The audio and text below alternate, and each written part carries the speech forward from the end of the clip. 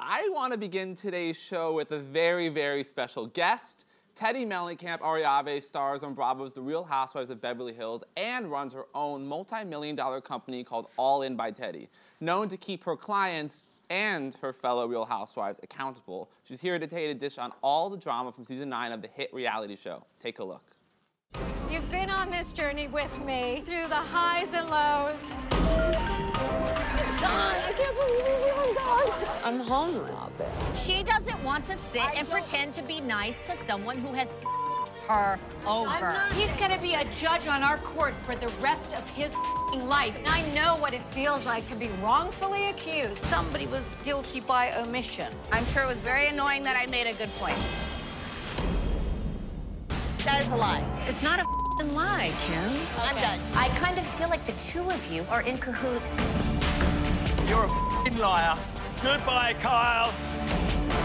You're a little snake. Let's figure out who the mean girl really is. I love you. How can you say you love me? Well, I actually don't. I'm not responsible for Lisa Vanderpump's actions. That's not friendship. That's bullshit. I'm not going to say what a bitch she was. Everyone, please give a warm Bill Bunch welcome to Teddi Mellencamp Arroyave. Hi! Teddi, I am so honored to have you here, especially thank you. after last night's episode. Oh, well, you know. That was a doozy. And what we love about you is you're not afraid of hard work, but you'll never do someone's dirty work. Well, where did you hear that? Where did I hear? That's Come what's on. tagline. Let's just dive right into it. Okay, go for The it. dog drama. So, if you've watched, you understand Dorit adopted a dog from Lisa Vanderpump. She gave it away. It got to a pound. Okay. What went through your head when you kind of realized that Lisa Vanderpump was playing you as a pawn in a larger game? You know, the thing that I think a lot of people have gotten confused, they thought the like aha moment was when I was with Lisa Rinna in the Bahamas. But no, the aha moment was when I was in Vanderpump Dogs and I saw Lisa Vanderpump start acting.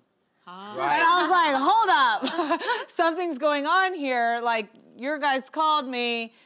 I know that you're on multiple phone calls. Like, hold on, let me check with Lisa. Let's see what's going on. And now I don't want to talk about it. And I realized, okay, one, my hands aren't clean in this. Right. But also, why am I doing this? Right. Really, why am I doing this? Yeah, and it's so clear with you since you started last season. You have a very strong moral compass, and you're really not afraid to speak your truth, and especially not be, well, to be honest. I think, and you don't always say that with Lisa Vanderpump. Were you hesitant at all, though, to kind of, I'm just put this in quotes, go against Vanderpump? Because historically, people who've done that hasn't always ended well. Look at Brandy. Yeah, I mean, if you don't see me next year, you know why.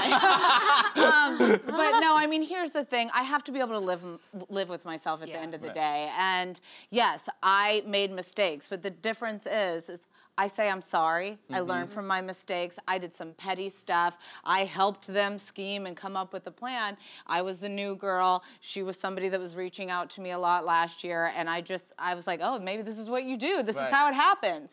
And you know what? I fell for it. Yeah. But I couldn't, you see me not being able to go through with it once we're there. And you're very honest, which I appreciate, especially on this show, but also what I love when housewives present texts. And last episode, we had 2 examples of texts. You presented one showing your side, and then at the end, Ken presents his. I know you can't reveal everything. Right. Because next week's but can you speak to, because, you know, we see basically the episode ends with editing-wise, it's like, oh no, Teddi is the one lying. Yeah. Can you speak to that at all? I can't give away any story, but obviously they're only showing a portion of the text.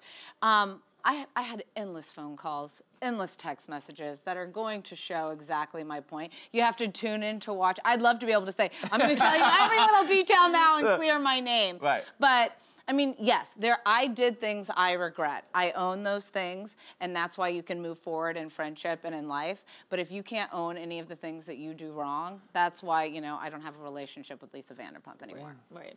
He mentions the editing and watching last night's episode. It really is a roller coaster of emotion for the viewers. Right. Because you don't know what side to be on and everything is so conflicted. What is that like for you watching it back and then dealing with the social media impact after a show like that? You know, the social media stuff is hard because, you know, like I'm a Bachelor fan. I watch The Bachelor, I have my favorites, you know, all those things. But I don't go on somebody's social media and say like, I hope you're a vile, disgusting human being because they're not my favorite bachelorette, you know, like whatever. But I encourage fans to watch, have opinions like that. That's fun. But I think that some of the things are just a little bit too harsh. Like they're like, you signed up for this, but not really. But I'm okay. I'm not going to say nothing bothers me because of course it does. But I think, in the end, I know the truth. Right. Yeah. And what's been the biggest difference from you then from last season to this one as you've gotten a little more comfortable, you said, at playing the game? Well, it's not even playing the game. It's when I first came into this, I didn't know everybody. Right. So imagine going and sitting down at a table where you've maybe hung out with somebody 2 times and then you're going on a trip to Vegas. Right. What am I supposed to come, like, am I supposed to come in like Teddi in the house? And, like, having all these big, like having all these big opinions, that's not me. Right. Like I had to wait, get to know people. And I mean, this is who I am. I am somebody who speaks my mind. I'm a little bit of a know-it-all.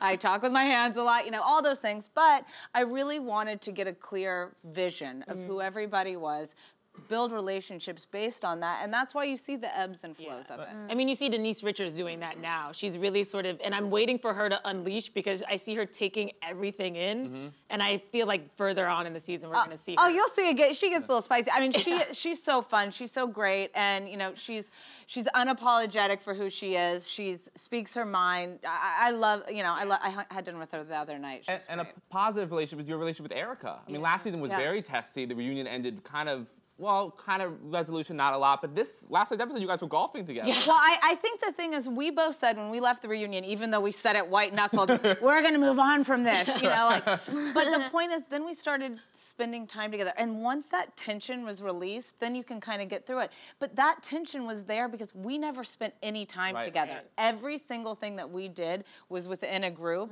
and we'd have these awkward little moments, and then all of a sudden, when you walk into a room and you feel like all the air has been sucked out, that's how it would feel. And I'm like, why do I feel this way? And it was really because her and I never had a chance to communicate. Yeah.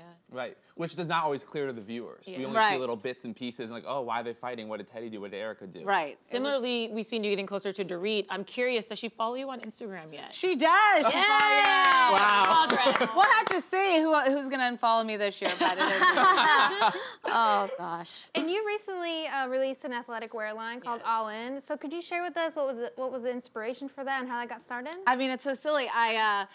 Well, All In is my company name, and one day one of my clients had sent me an All In sweatshirt. She had it embroidered, whatever she made it, and so I just wore it, and I wore it running. And somebody, not a client, sent me a message and just said, "I want to be all in on my life." Aww. And I was like, that's when I was like, oh my gosh, this isn't just about my clients and my business. This is about who doesn't want to be all in on their life. Right. It symbolizes so many things. Yes, my business is health and wellness, but really, so that's where I was like, okay, I got to do something. And then for me, it's a way to give back to clients, to people that want to be clients that can't afford the program, because a portion of the proceeds goes to those that can't afford it. Yeah. That's incredible. And All In has had such a positive reception. So what does that feel like?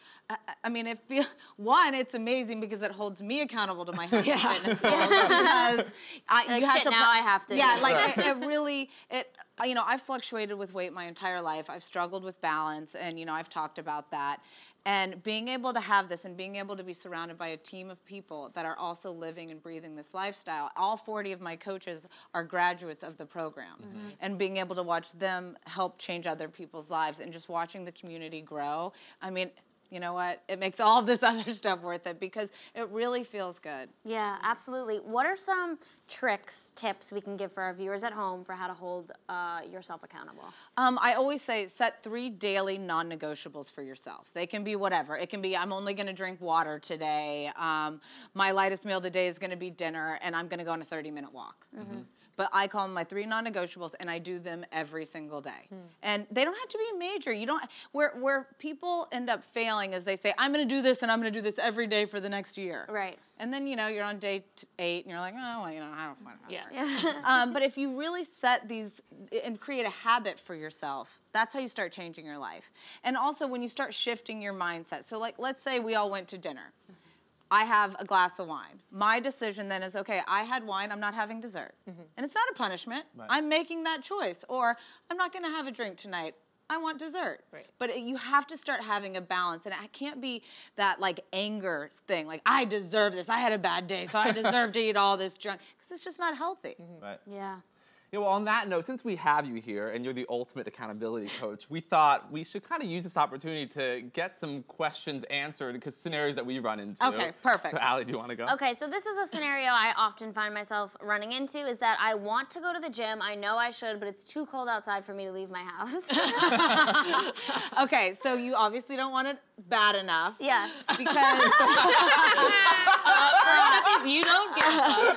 I mean, here's the thing. I didn't want to get up this morning, you know, at You're like, I don't want to be here. yeah, I don't want to be. I didn't actually no, but I didn't want to get up at 5 a.m. after, you know, last night and doing all that and have to go work out. But I know I'm committed to it. So you can't look to be motivated. You have to be committed. If you're committed to something, like you're committed to showing up to your job, right? Yeah. So why not commit to that time for yourself? Yeah, you're right. I just guess no one's paying me for that. But yeah, But you committed would be paying yourself. You're right. Because the way that you'd start to feel about yourself and the confidence that you would start to get through, like, you know what? I said I'm going to do it, and I'm doing it. You're right. Oh my God. You just changed Allie's life. Yeah, I'm gonna pay myself. Here's a $5 for day workout. Shannon? Okay, I have one that's a little bit different. It's food related. So I'm trying to eat healthier and make better choices, but my mom gives me like cakes and goodies like every single morning when I leave for work, because that's how my family shows love. Yeah. So when even though I'm trying to make better choices, I feel like I'm rejecting her love gifts and like rejecting her love if I don't eat the cake, and she'll follow up with me and be like, how was that ding dong, you know? What am I gonna do? I actually have some clients that have gone through the same thing, and I think it's important to be vulnerable with those in your life. Like say, hey, listen, Mom, I love you, and your snacks or your cakes are amazing, and I've appreciated them forever. Can you respect me for a little bit and understand that I'm trying to make some healthy changes in my life, and it's not about you, it's really about me? Because what happens is I eat them, and then I feel bad about it, and it's taking me down a downward spiral. Is that okay, Mom? Like, I love you. Yeah, that's You know, like, go in. Yeah. Don't wait and make an excuse for it. Go in and just be open and honest. Teddi. I'm just gonna clip that.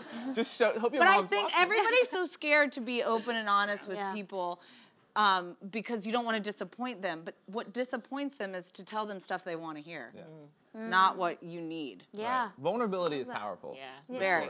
And Teddi, I just want to, I can't begin to describe how happy I'm going to have you here today. Thank you so much for being here. course. This was Thank so you. much fun.